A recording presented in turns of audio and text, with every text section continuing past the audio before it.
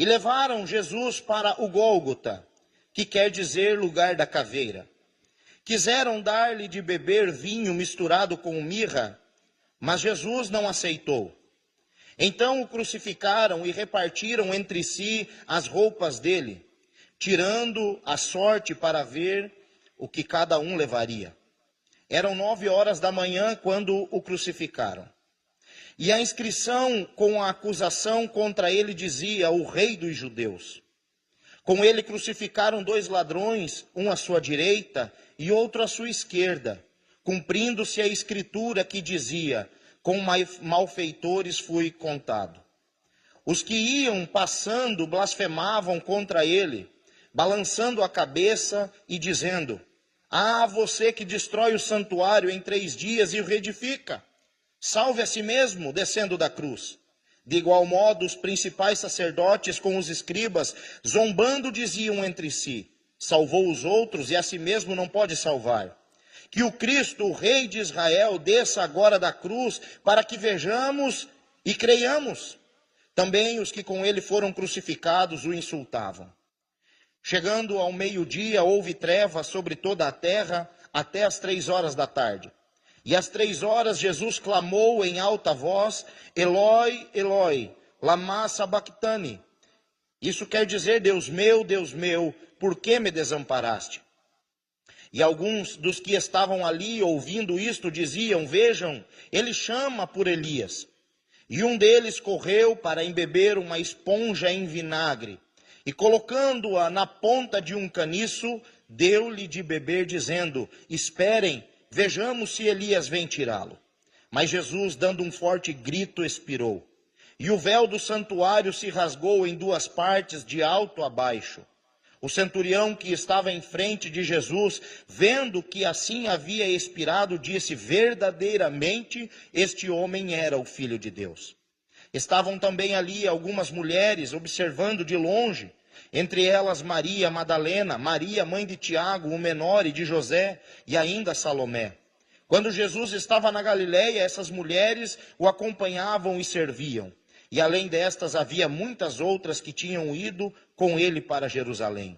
Ao cair da tarde, por ser dia da preparação, isto é, a véspera do sábado, José de Arimateia, ilustre membro do Sinédrio, que também esperava o reino de Deus, dirigiu-se ousadamente a Pilatos e pediu o corpo de Jesus. Mas Pilatos admirou-se de que ele já estivesse morrido. E tendo chamado o centurião, perguntou-lhe se havia muito que Jesus tinha morrido. Após certificar-se pela informação do comandante, cedeu o corpo a José. Este, baixando o corpo da cruz, envolveu-o num lençol que tinha comprado e depositou num túmulo que ainda tinha sido aberto numa rocha, e rolou uma pedra para a entrada do túmulo. Maria Madalena e Maria, mãe de José, observavam onde ele foi posto. Passado o sábado, Maria Madalena, Maria, mãe de Tiago, e Salomé compraram óleos aromáticos para ungir o corpo de Jesus. E bem cedo, no primeiro dia da semana, ao nascer do sol, foram ao túmulo. Diziam umas às outras: quem nos removerá a pedra da entrada do túmulo? E olhando, viram que a pedra já estava removida. É que a pedra era muito grande. Entrando no túmulo, viram um jovem sentado ao lado direito, vestido de branco, e ficaram atemorizadas. Ele, porém, lhes disse: não tenham medo. Vocês procuram Jesus, o Nazareno, que foi crucificado. Ele ressuscitou, não está aqui. Vejam o lugar onde o tinham colocado. Mas vão e digam aos discípulos dele e a Pedro que ele vai adiante de vocês para a Galileia. Lá vocês o verão, como ele disse. Senhor Deus e Pai, queremos, Senhor Jesus, nos colocar diante de Ti. E pedir, meu Deus, que o Senhor fale aos nossos corações por meio da Tua palavra. A Tua palavra, meu Deus, é inerrante, ela é fiel, ela é eficaz. Ela é, Senhor Jesus, indestrutível e penetra no mais profundo e íntimo do nosso ser. Pedimos agora, meu Deus, que o Senhor use use a tua palavra para edificar as nossas vidas, mas também para nos corrigir, nos colocar nos eixos, nos trilhos, nos mostrar o caminho, iluminar a nossa vida. Assim nós oramos em o nome do Pai, do Filho e do Espírito Santo de Deus. Amém. A mensagem da ressurreição, irmãos, sem sombra de dúvida, é a mensagem mais importante que você precisa ouvir na sua vida. Como lemos aqui, dá para ver que a morte de Cristo foi o maior crime da história. E ao mesmo tempo também foi o maior gesto de amor. Se a morte de Cristo foi o maior crime, sem sombra de dúvida, ela foi a maior prova de amor. Deus não escreveu essa declaração de amor no céu para nós com letras garrafais. Ele esculpiu na cruz do Calvário com a vida do seu próprio Filho. A declaração de amor que Deus faz para nós não foi feita com tinta e papel, mas ela foi feita com cravos, madeira e sangue. Custou o sangue do precioso Filho de Deus. A cruz foi o palco do amor de Deus. Foi no Gólgota, aonde a justiça e a paz se reconciliaram. Salmos 85, versículo 10 diz que foi lá que a justiça e a paz se beijaram. Houve paz por conta da cruz de Cristo. No ambiente mais hostil, ou seja, no Calvário, o amor de Deus foi derramado abundantemente nas nossas vidas e sobre os nossos corações, pois o Pai não poupou o seu próprio Filho, antes o entregou a nós, por todos nós. A crucificação, irmãos, sem sombra de dúvida, era a pena de morte mais cruel naquele primeiro século. Por isso, se você olhar no texto, você vai ver Pilatos indignado, ou talvez melhor, admirado pelo fato de ter Cristo já morrido. Quando José de Arimateia chega para pedir o corpo de Jesus, Pilatos diz, mas ele já morreu? Porque ele foi crucificado às 9 horas da manhã, e agora é pouco mais de 3 da tarde, ele já morreu, porque o crucificado chegava a ficar ali suspenso durante dias para morrer. E para adiantar o processo, os romanos quebravam os ossos das pernas. Agora você imagine essa posição, com cravos nos pés, cravos nas mãos, e você sem conseguir respirar. A morte pela crucificação não se dava pelos cravos, pelos pregos, mas pela asfixia. Por isso que quando perfuram o lado de Jesus para cumprir uma profecia que nenhum osso dele seria quebrado, sai do seu pulmão sangue misturado com água. Ele morreu porque não conseguia mais respirar, asfixiado. E Pilatos vai dizer, como assim? Morreu tão cedo? Logo, ele está admirado com isso. Jesus foi condenado à morte de cruz sobre 2 acusações injustas. A primeira, a blasfêmia contra Deus. E na casa do sumo sacerdote, quando ele diz ser filho de Deus, o sumo sacerdote rasga suas vestes e diz, você é digno de morte, porque você se declara sendo filho de Deus. Mas também com sedição, fazer-se rei contra César. E essas são as 2 acusações contra Jesus. O poder religioso e o poder político se uniram para condenar Jesus Cristo à morte. Judeus e gentios fizeram uma aliança espúria para condenar Jesus Cristo à morte, para matarem aquele que é o autor da vida. Jesus foi crucificado e sobre ele foi colocado a sua acusação e uma placa dizia, este é Jesus, o Nazareno, rei dos judeus, conforme escreveu João. E João, lá em João 19, versículo 20, diz que muitos leram essa acusação, porque ela foi escrita em 3 línguas, escrito em hebraico, escrito em latim e escrito em grego. Jesus, o Nazareno, o rei dos judeus. O hebraico, a língua da religião. O latim, a língua da lei romana. E o grego, a língua da filosofia. Em outras palavras, a religião, a lei e a filosofia se uniram contra Jesus. O sistema religioso e o sistema político e o sistema filosófico de pensamento se uniram para matar aquele que era e é o autor da vida. O problema todo é que essas acusações contra Jesus eram falsas. E por que eram falsas? Porque ele verdadeiramente é o Filho de Deus. E quando disse eu sou o Filho de Deus e eu vim do Pai, e o Pai por mim dá testemunho, ele falava a verdade. Ele também não cometeu crime algum ao declarar-se rei, pois ele é Rei dos reis, Senhor dos senhores, e o seu reino é um reino eterno e não um reino desse mundo. A sua morte não foi um acidente. A sua morte foi predita antes da fundação do mundo. Quando nós olhamos para as Escrituras, nós vemos o apóstolo Pedro dizendo, sabendo que não foi mediante a coisas perecíveis, como prata, ouro, que vocês foram resgatados da vida inútil que seus pais lhes legaram, mas pelo precioso sangue de Jesus Cristo, como de um cordeiro sem defeito e sem mácula. Ele foi conhecido. Quem foi conhecido? Jesus Cristo e o seu sangue, antes da fundação do mundo, mas foi manifesto nestes últimos tempos, em favor de vocês. Quando é que o sangue dele foi derramado? Antes da fundação do mundo. A morte de Jesus não foi um acidente. Apocalipse capítulo 13, versículo 8 diz, e adoraram-na todos os que habitam sobre a terra, esses cujos nomes não estão escritos no livro da vida, no livro do Cordeiro, que foi morto desde antes da fundação do mundo. A morte de Jesus não foi um acidente. Ela foi escrita por Deus na eternidade. Ela vem antes da própria história. A morte de Jesus aconteceu conforme o plano determinado por Deus. E Pedro disse isso lá em Atos 2:23. Ele diz, a este, Jesus, conforme o plano determinado e a presciência de Deus, vocês mataram, crucificando-o por meio de homens maus. É Pedro dizendo, Deus deu a permissão para vocês matar, mas já havia sido determinado, segundo a presciência de Deus, a morte de Cristo. Na perspectiva humana, Jesus foi morto por homens iníquos. Na perspectiva de Deus, não. Ele cumpriu o plano. Jesus nunca foi o plano B de Deus.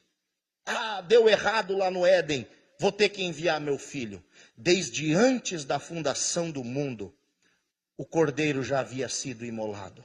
Jesus é o plano de Deus. Sem Jesus, ninguém se salvaria. Sem Jesus, ninguém alcançaria a salvação. Sem o sangue de Cristo, ninguém tem os seus pecados perdoados. E você precisa responder essas perguntas. Talvez você precisa parar e pensar em quem condenou Jesus à cruz.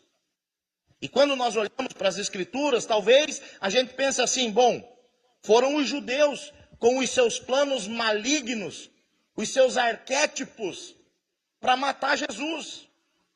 Ou talvez você pode dizer, não, foram os membros do Sinédrio que compraram testemunhas falsas para acusar Jesus.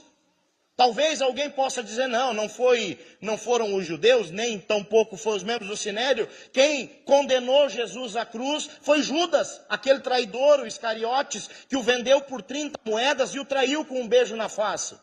Ou talvez você possa pensar e dizer, não foi nenhum deles, foi Pilatos, que covardemente lavou as suas mãos. Ele mesmo falou que tinha poder de condenar e de absolver, e ele decidiu condenar Jesus e soltar Barrabás.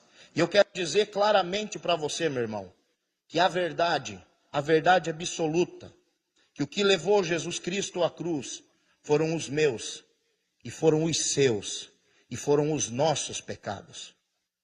Se há alguém culpado pela morte de Jesus, é a pessoa que você enxerga no reflexo do espelho todo dia de manhã. Foi pelos meus, foi pelos seus, foram pelos nossos pecados. É isso que a Bíblia diz, 2 Coríntios 5:21, aquele que não conheceu o pecado, Deus o fez pecado por nós, para que nele fôssemos feitos justiça de Deus. Deus o fez pecado por nós. Mais do que isso, Isaías 53:10 diz, todavia ao Senhor agradou moê-lo e fazê-lo enfermar. Agradou moê-lo e fazê-lo enfermar por conta dos nossos pecados. Em segundo lugar, quem condenou Jesus à cruz? O próprio Pai. E por que ele fez isso? Por amor. Por amor. Deus não poupou o seu próprio filho, antes entregou por todos nós. É o que diz em Romanos 8,32. Aquele que não poupou o seu próprio filho, mas por todos nós o entregou, será que não nos dará graciosamente com ele todas as coisas? Se Deus entregou o seu próprio filho por amor a você, será que ele não pode dar para nós graciosamente tantas outras coisas? É a pergunta que o apóstolo Paulo faz. Deus entregou o seu Filho unigênito por amor, para que nós não perecêssemos. João 3,16, porque Deus amou o mundo de uma tal maneira, que deu o seu Filho unigênito para que todo aquele que nele crê não pereça, mas tenha a vida eterna. Amou o mundo, entregou seu Filho, pelo objetivo de não morrermos no inferno, sermos condenados ao inferno. Romanos 5,8. Mas Deus prova o seu próprio amor para conosco, pelo fato de ter Cristo morrido por nós, quando ainda éramos pecadores. Em terceiro lugar, quem é que condenou Jesus à cruz? E a resposta é: Jesus voluntariamente se entregou no meu e no seu lugar. João capítulo 10, versículo 17 e 18. Por isso o Pai me ama, porque eu dou a minha vida para recebê-la outra vez. Ninguém tira a minha vida, pelo contrário, eu espontaneamente a dou. Tenho autoridade para entregá-la e também para reavê-la. Este mandamento recebi do meu Pai. Oh, meus irmãos, era impossível ao homem pecador se reconciliar com Deus. Era impossível ao homem pecador se achegar a Deus, porque o que faz separação entre nós e o nosso Deus são os nossos pecados e a nossa iniquidade.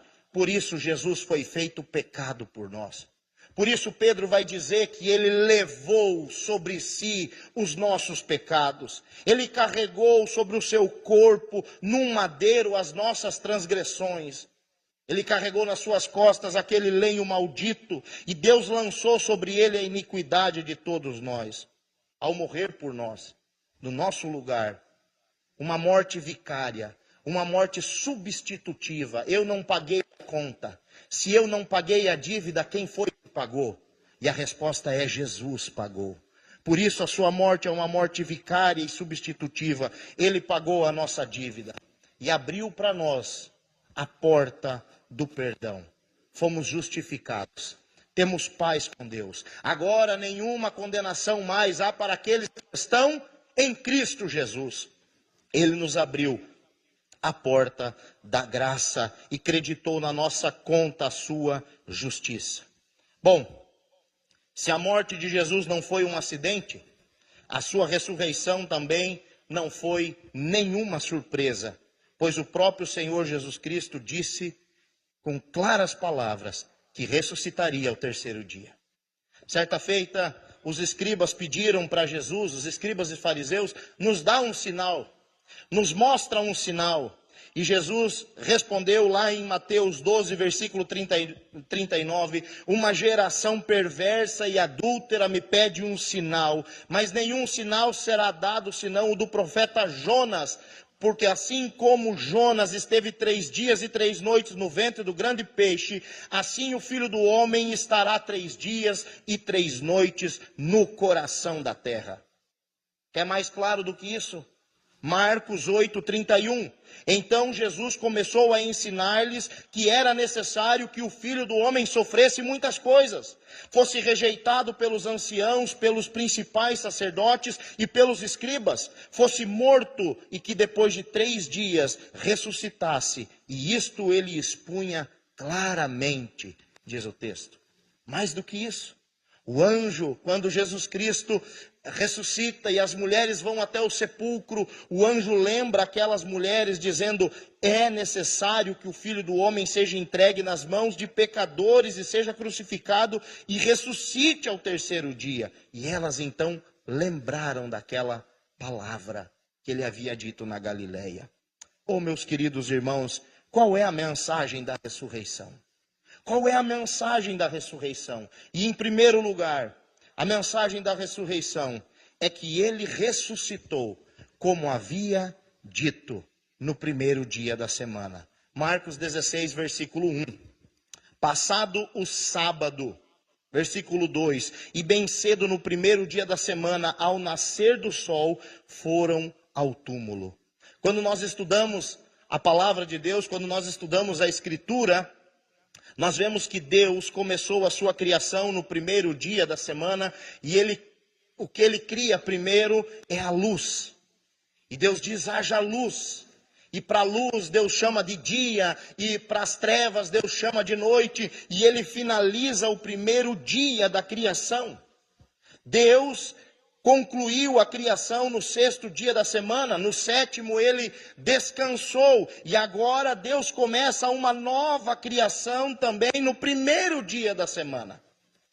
Diz o texto que no domingo, na primeira hora do dia, no raiar do dia, aquelas mulheres vão ao sepulcro, procurar um Cristo morto, mas não o encontram, porque ele havia ressuscitado.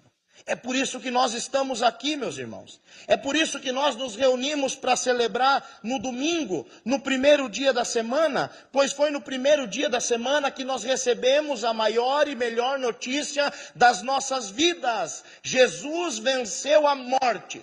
Jesus venceu a morte. Ele foi crucificado às 9 horas da manhã. Às 15 horas ele concluiu a sua obra, expirando e dando um brado, dizendo: está consumado, entregando ao Pai o seu Espírito.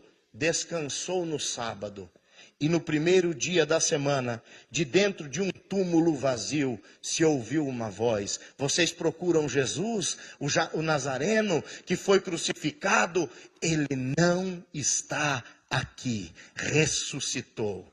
Ressuscitou. Nós celebramos, irmãos, no domingo, porque Jesus ressuscitou no domingo. Nós celebramos no domingo, porque o Espírito Santo desceu sobre a igreja no dia de Pentecostes, no domingo. Nós celebramos no domingo, porque a igreja primitiva se reunia no domingo para celebrar a ceia do Senhor.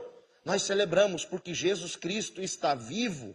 Ele esteve morto, como quando ele aparece para João em Apocalipse capítulo 1, e João olha para ver quem está falando com ele, e ele vê a figura do Cristo ressurreto, e diz o texto que ele cai como morto, e Jesus chega para João, caído no chão, desmaiado, bota a mão sobre o seu ombro e diz: eu sou aquele que vive, eu estive morto, mas estou vivo. Nós não servimos a um Deus que esteve vivo e está morto. Nós servimos a um Deus que um dia esteve morto, mas hoje está vivo para todo sempre.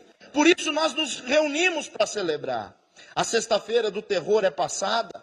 O sábado do lamento é passado. Chegou o dia da ressurreição. É domingo, é o primeiro dia da semana. O choro daquelas mulheres foi cessado. E agora o seu coração transborda de alegria. Os discípulos podem se alegrar, porque de dentro de um túmulo vazio, ouviu-se a notícia: Jesus não está aqui. Ele ressuscitou como tinha dito. Em segundo lugar, versículo 6 do capítulo 16. E ele, porém, lhes disse: não tenham medo. Vocês procuram Jesus, o Nazareno, que foi crucificado. A segunda mensagem é: não tenham medo. Não tenham medo. O que é que está lhe causando medo? O que é que lhe causa pavor? E aquelas mulheres estavam atemorizadas, e o anjo disse: não tenham medo, porque a mensagem da ressurreição silencia todo medo. O último e mais terrível inimigo de todos os homens, que é a morte, foi tragada pela vitória. Não tenham medo. A mensagem da ressurreição, irmãos, nos assegura que existe muito mais motivos de triunfo do que para o temor. Não tenham medo. A mensagem da ressurreição enche o nosso coração de alegria.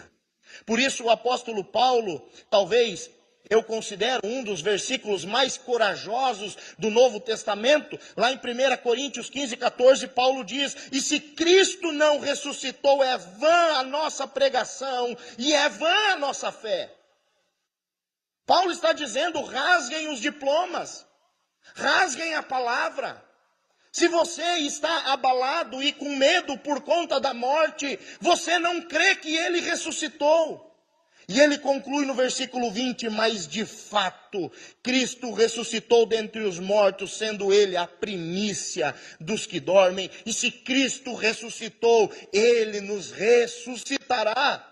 Nós não temos o Senhor apenas nessa vida, nós temos o Senhor nessa vida e por toda a vida, por toda a eternidade, porque Cristo ressuscitou e venceu a morte. Quando ele aparece para João, ele diz: eu sou aquele que vive. Eu tenho nas minhas mãos a chave da morte e do inferno. Está nas mãos do Senhor Jesus. O nosso Deus vive e reina para todo sempre. Em terceiro lugar, ainda no versículo 6, ele diz: ele, porém, lhes disse: não tenham medo. Vocês procuram Jesus, o Nazareno, que foi crucificado. Ele ressuscitou. Não está aqui. Vejam o lugar onde o tinham colocado. Oh, meus irmãos, a mensagem da ressurreição nos arranca do passado. A mensagem da ressurreição nos arranca da sexta-feira do pavor, do medo, da covardia, do opróbrio, e nos coloca diante da presença de Deus. A mensagem da ressurreição silencia o sábado da agonia, da desesperança. Agora, de dentro de um túmulo vazio, um anjo aparece e diz: ele não está aqui. Ele ressuscitou. É como se o anjo estivesse dizendo: vocês procuram Jesus, o Nazareno, aquele que foi crucificado na sexta-feira. Ele está vivo. Vocês vieram aqui com óleos aromáticos para ungir um defunto. Me desculpem, vocês se frustraram, porque ele está vivo. Vocês vieram aqui na expectativa de embalsamá-lo. Ele está vivo. E essa é a mensagem que alegra o nosso coração. Se você procura um Cristo morto, você vai ser frustrado, porque o Cristo que você crê está vivo. E toda vez que nós falamos com ele, irmãos, ele nos responde, porque ele está vivo. E a palavra de Deus em 1 João disse: nós cremos que ele nos ouve, e ele nos ouve. Ele nos atende no que pedimos, porque nós não falamos com uma estátua, nós não falamos com um pedaço de madeira ou com um pedaço de gesso. Nós falamos com o próprio Deus, que está vivo, que está vivo. Ele não está morto, o anjo diz. Também não foi roubado por seus inimigos, nem pelos seus amigos. Ele ressuscitou. Ele ressuscitou. Em quarto lugar, versículo 7. Vão e digam aos discípulos e a Pedro. Eu acho isso incrível, irmãos.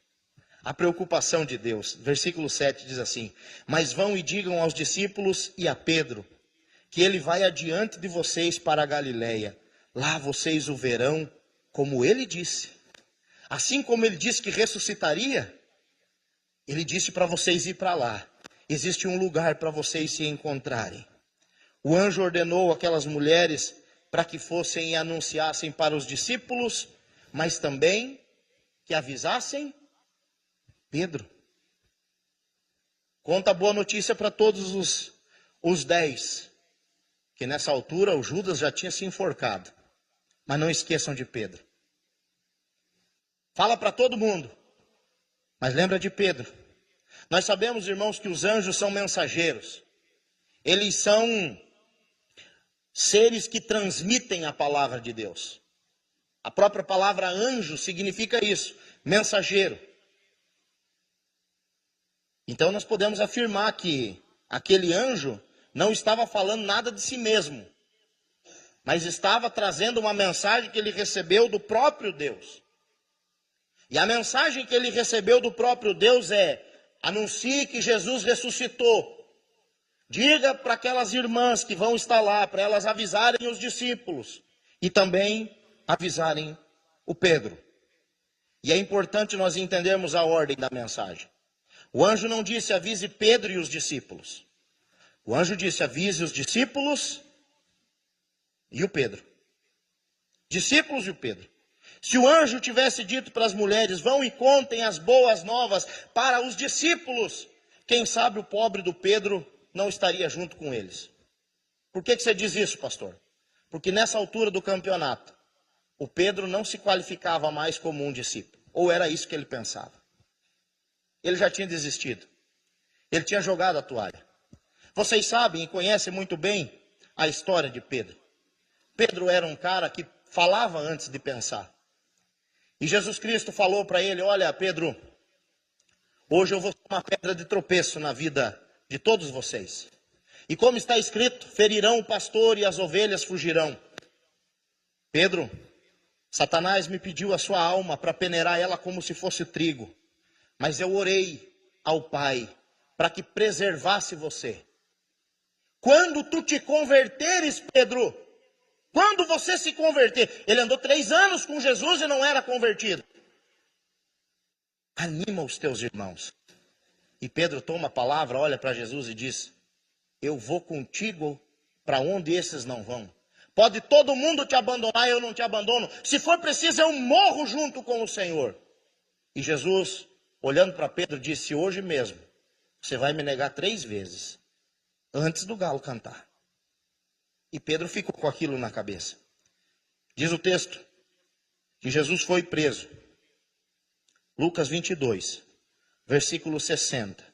Finalzinho das negações de Pedro. Mas Pedro insistiu. Homem, não sei do que você está falando. E logo quando Pedro ainda falava e espraguejava, o galo cantou. E diz o texto, que então o Senhor, voltando-se, e fixou os olhos em Pedro. E Pedro se lembrou da palavra do Senhor, como lhe tinha dito. Hoje, antes que o galo cante, você me negará 3 vezes. E Pedro, saindo dali, chorou amargamente. Imagine a cena.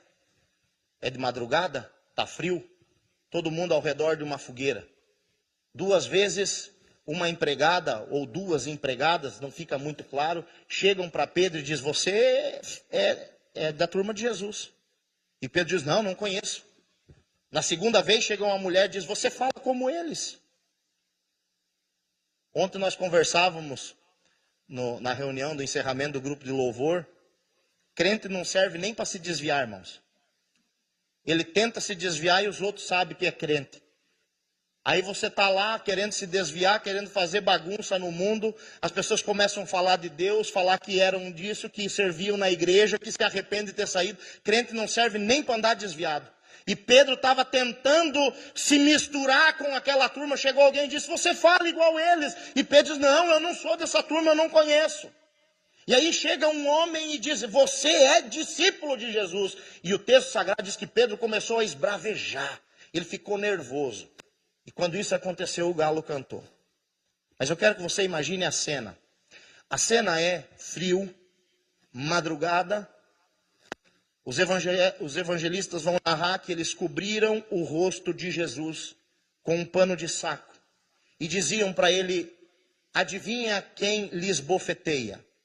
E passaram a madrugada inteira espancando Jesus. Dizendo, você não é profeta? Então adivinha de quem é esse cruzado de esquerda? Adivinha de quem é esse cruzado de direita? Numa altura desse espancamento que começou na casa do sumo sacerdote, tiram esse capuz de Jesus. Bem no momento em que Pedro nega-o pela 3ª vez. E diz o texto sagrado, que Jesus fixou nele os olhos. Quantas vezes você já negou Jesus? Quantas vezes você já fez juras de amor? A palavra de Deus, irmãos, diz que justiça e juízo são a base do seu trono. E diante da sua face, diante dos seus olhos, vai amor e misericórdia. O que constrangeu Pedro não foi um olhar de raiva de Jesus. Porque Jesus jamais olharia com raiva. O que nos constrange, o que nos quebra por dentro, é que mesmo quando a gente peca e erra, Ele nos olha com tanto amor e misericórdia. Isso invade a alma. Isso achata o ego. Isso desinfla, nos desarma. E diz o texto que Pedro saiu dali e chorou amargamente. Amargamente. Nessa altura do campeonato, o Senhor Jesus sabia que Pedro não se considerava mais um discípulo. Ele tinha negado 3 vezes. Por isso o Senhor fez questão de dizer para o anjo: olha, avisa para falar para os discípulos e para Pedro. Eu tenho uma agenda com ele. Você está aqui hoje porque o Senhor tem uma agenda com você. Ele chamou você. Apesar de a notícia ser de grande alegria, digam para Pedro que eu quero vê-lo na Galileia. Oh, meus irmãos, a mensagem da ressurreição é para todos aqueles que estão caídos. Você já imaginou se você fosse Pedro? Você ia conseguir dormir? Você ia conseguir pensar em outra coisa a não ser nesse encontro com o Senhor? Pedro estava tão desanimado que João conta que quando eles chegaram lá na Galileia, Pedro foi pescar. Ele pensou: não, Jesus vai aparecer aqui, vai acabar comigo. Na frente de todo mundo, eu vou pescar. E quando ele foi pescar, os outros foram pescar junto com ele. E não pegaram nada a noite inteira. Longe de Jesus, você só bate tarrafa na água, irmãos. Você só cansa. Diz o texto sagrado que no outro dia, cedinho, aparece alguém na praia. Uma pequena fogueira, um peixinho sendo assado ali. E da praia, esse homem grita: filhinhos, tendes alguma coisa de comer? E João cutuca o Pedro e diz: Pedro é ele. Pedro, agoniado do jeito que era, irmãos, vestiu a capa, pulou no mar, na água e foi a nado falar com Jesus. Pedro negou 3 vezes e Jesus fez a mesma pergunta 3 vezes. Pedro, tu me amas? Apacenta os meus cordeirinhos. O cordeiro, irmãos, é o filho da ovelha. E Jesus pega aquele homem que se achava tão grande e diz: o seu ministério vai ser primeiro cuidar dos pequenininhos. Apacenta os meus cordeiros. Depois ele diz: apacenta as minhas ovelhas. A mensagem da ressurreição é, sem sombra de dúvidas, a mensagem mais poderosa e urgente para todos os tempos. Ela é uma mensagem para os discípulos, mas também é uma mensagem para os Pedros, para as Pedras, para aqueles que fugiram, para aqueles que por algum motivo se afastaram, por algum motivo o negaram, para aqueles que talvez no passado fizeram juras de amor, dizendo: eu vou contigo, Senhor, eu vou contigo. E Pedro cumpriu essa promessa. A questão é que ele não era maduro o suficiente, convertido. Pedro não tinha sido convertido ainda. Jesus sabia que ele ia, a ponto de Jesus dizer: Pedro, fica tranquilo, porque eu sei que vai chegar uma altura da sua vida que você vai querer ir para a direita e vão levar você para a esquerda, você não vai se dominar. E Jesus estava falando do tipo de morte que Pedro iria sofrer na sua velhice. E isso não está nos evangelhos, mas na história da igreja. E quando chegou nesse dia fatídico da morte de Pedro, e ele viu que a sua condenação era a crucificação, ele disse: eu não posso morrer igual o meu Senhor. E exigiu ser crucificado de cabeça para baixo. Eu não tenho a honra de morrer igual ele morreu. E Pedro foi, serviu até a morte. Pedro negou, mas ele também se arrependeu e chorou amargamente. Ele foi perdoado do seu pecado. Eu quero dizer para você, meu irmão, que você não precisa ficar afastado de Cristo. Hoje é um dia que Jesus chama você para reconciliação, para você viver para Ele. Jesus não esqueceu de você. Jesus não se esqueceu de você. O que é que nós aprendemos com isso? O que é que nós aprendemos com isso? Que não há sentido para a nossa vida se nós andarmos afastados do Senhor. Essa mensagem ainda continua latente no nosso coração, irmãos. Aonde Jesus Cristo ressuscitou, como ele havia predito. Jesus não é homem para mentir, nem filho do homem para se arrepender, ele ressuscitou. Quem sabe você pensa que está vivendo um problema insolucionável, você serve a um Deus vivo. O seu Deus está vivo. Em segundo lugar, a mensagem da ressurreição nos tira o medo. Principalmente o medo da morte. A morte não tem mais a última palavra. Agora a última palavra é do Senhor Jesus. A morte foi tragada pela vitória. A mensagem da ressurreição precisa ser pregada. E você é o pregador que Deus escolheu. Você é a pregadora que Deus escolheu. Você é o missionário que Deus escolheu. Você é a missionária que Deus escolheu. Vão por todo o mundo e preguem o evangelho. Que palavra que precisa ser pregada? Que Jesus Cristo morreu, mas ao terceiro dia ele ressuscitou. Ele ressuscitou. Essa mensagem precisa ser pregada. E você, Pedro, que veio nessa noite, você que se sente como um Pedro afastado do Senhor, eu quero dizer que Jesus tem uma agenda com você. E ele ama você. E você pode não se sentir um discípulo. Você pode não se considerar um discípulo, um seguidor ou uma seguidora. Mas saiba que Jesus ama você.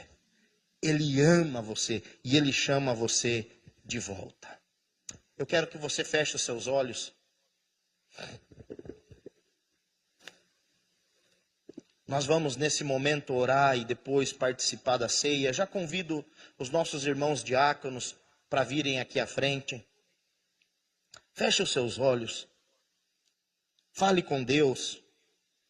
Quem sabe você está afastado dos caminhos do Senhor, pensando que para você não tem mais jeito, não tem mais solução. Pastor, é vergonhoso demais o que eu fiz. Deus tem uma agenda com você. Ele quer falar com você. Meus queridos, a cruz foi o palco do amor de Deus. No Gólgota, a justiça e a paz se reconciliaram. Salmos 85, versículo 10 diz: a graça e a verdade se encontraram, a justiça e a paz se beijaram. Foi ali aonde Deus operou essa reconciliação. A cruz de Cristo é o caminho. Não existe outro Senhor a não ser o Senhor Jesus Cristo. A justiça foi feita, irmãos. Deus puniu em Jesus Cristo o meu e o seu pecado. Peça perdão pelos seus pecados nessa noite. Peça perdão. Fale: Senhor, eu errei. Eu pequei. Eu vacilei, Senhor. Peça perdão. Peça que o Senhor Jesus perdoe a sua vida, porque Ele morreu para perdoar os seus pecados. Na cruz de Cristo, irmãos, Deus reivindicou a sua justiça. A justiça de Deus foi plenamente satisfeita. A justiça da lei de Deus foi plenamente satisfeita no sacrifício de Jesus. Nós que éramos fracos, ímpios e pecadores, inimigos de Deus, fomos agora perdoados e aproximados pelo sangue de Jesus. Por isso nós temos paz com Deus. Senhor Deus e Pai, nós te louvamos por tão grande salvação. Te louvamos, ó Deus, porque o Senhor é maravilhoso e o Senhor tem cuidado de nós. Eu quero, meu Paizinho querido, nesse momento colocar a vida dos nossos irmãos, ó Deus. A vida, Senhor Jesus, daqueles que sofrem, ó Deus. E talvez, ó Deus, ansiosos, com medo, Senhor Jesus. Ó Pai, que essa mensagem, a mensagem de que Cristo venceu, inunde os nossos corações de alegria. O Senhor venceu a morte, o Senhor levou sobre si os nossos pecados e as nossas enfermidades. O Senhor venceu. Há motivos para nós triunfarmos, porque nós não servimos a um Deus derrotado, mas a um Deus vencedor, que venceu o último inimigo. Paizinho querido, eu quero colocar diante de Ti, meu Deus, aqueles que por algum motivo se afastaram, se desviaram, se distanciaram do Senhor. Que nessa noite eles possam, ó Deus, sentir o toque do Teu Espírito Santo. Que eles possam sentir a ternura e o amor do Teu olhar, ó Deus, que atrai o nosso coração de volta, Senhor. Que o Senhor fale aos nossos corações. E não permita, meu Deus, que a gente saia daqui de outra maneira, senão cheios da Tua graça, do Teu amor e da Tua misericórdia, Pai. Assim nós